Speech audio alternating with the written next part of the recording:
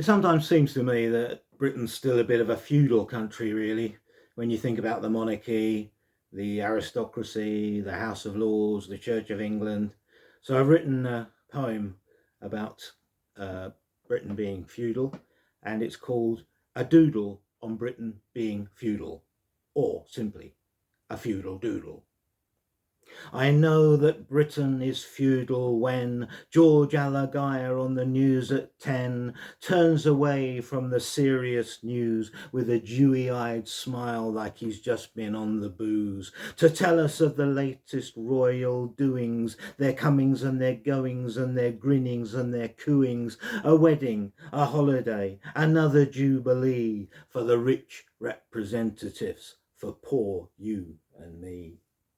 I know that Britain is feudal still when we're meant to fawn over Kate and Will, a PR stunt, perhaps a trip abroad for the balding Wally and the ironing board, there at a hospital with children who are dying. Look how they care so much, Kate is nearly crying.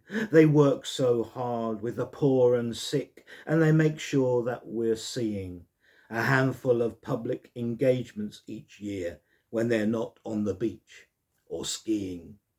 I know that Britain is a feudal land when I see the waving white-gloved hand of a queen in a golden carriage on the Mall, with Nicholas Witchell trying to be her pal. Twits all waving their Union Jacks and paying for it all with a lifetime of tax. But she's worth it. She's our figurehead, top of the tourist trade, the nearest we've got to our own Mickey Mouse, and skillfully German made.